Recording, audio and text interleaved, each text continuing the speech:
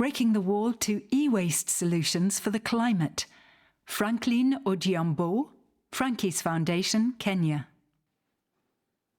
No one wishes to be born in a poor family. I was born and raised by a single mother in poverty for 25 good years. Despite the struggles and the challenges, my mother sacrificed everything to ensure I got education and ICT skills.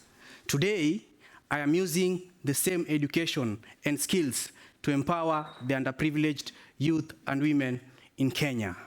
Ladies and gentlemen, that is how Franky's Foundation was born. I am a climate champion from Kenya, tackling the challenges of e-waste, but focusing on laptops and computers, which is largely caused by the affordability and the financing option in the country.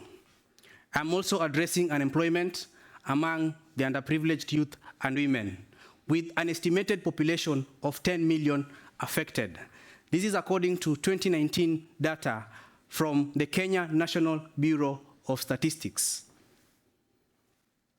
My solution is brick and mortar. We recruit and train young people on how to repair and recycle electronic waste,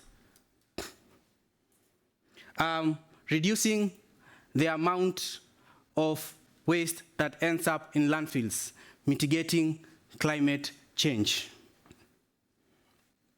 Since we began our journey in 2019, we have repaired, recycled, and diverted over 10,000 metric tons of e-waste from landfills, reducing methane emissions. Also, we have empowered over 5,000 individuals with ICT repair and recycling skills. Good news is that 60% of these individuals have managed to start their own businesses and e-waste shops in Kenya, and 25% have secured employment as technicians. I'm also proud to tell you that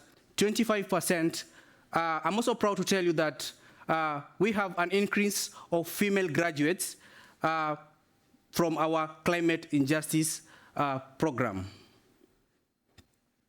Ladies and gentlemen, please allow me to conclude with a Swahili proverb that says, Chanda chema huvishwa pete. It means a good deed or person is either awarded or recognized. On 20th October 2023, my remarkable work in climate action and philanthropy was recognized by the President of the Republic of Kenya, who awarded me a medal, and I will show you it right here. This is the medal, and I'm so proud to have it. The President of Kenya also awarded me a declaration certificate, and I will also show you.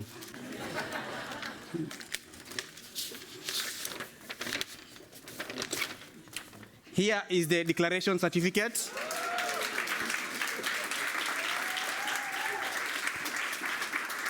And lastly, the President of Kenya declared me a national hero.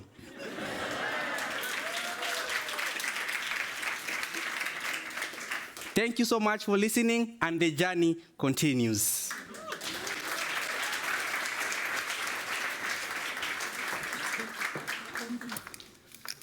Do we have any questions? Yes, one here. Can you tell us about a couple of the individuals that you'd like to highlight from the work you've done? Any personal stories? Yeah, actually, my journey was inspired from my life story. I was born in a very in a slums in Kenya, in a very poverty, how do I put it? In areas where poverty is very huge, and people there don't have money to go to school. And because of that, they end up in crime issues. So when I got a chance to go to school, I used that opportunity to go back where I was born and help these people. Now we are using e-waste as a source of employment. We get a lot of e-waste from Europe that ends up in Kenya. And the problem is, after it has spoiled or broken down, people don't know where to take them or how to recycle them. So because of the knowledge and skills I have, we take young people and teach them how to repair them. And then once we have repaired and recycled them, we donate some of them to the vulnerable schools, and also we sell them, and that's how we sustain our program through the profits. Just a quick follow-up. Are there any young people or people that you have trained through this that you wanted to mention, like particular? Yes, actually, since we started the journey, we have managed to support 5,000 individuals through our training. We train them in cohorts, and we have 5 cohorts every year. Every cohort, we do 60 per student. And the good news is 70% of the shops in the CBD in Kenya are our alumni. Thank you very much. Thank you. Do we have another question? Not from the jury. Anyone in the room? Oh, yes, over there, please. Yeah. Do you have any figures how much % of your graduates are females? Yes, 50% of our graduates are female. Actually, we encourage girls to come in this project because this is a male-dominated field. And in Kenya, women are very excited, trying to know how to use screwdrivers, opening laptops, fixing, replacing keyboards. It's a very interesting career. And you see, the most part they love is that a small job, you earn a good money. Remember, a large number of population in Kenya earn between $2 to $5. But with the skills that we give them, they add up to 10,000 per machine. So it's a life-changing skill. Thank you. Thank you.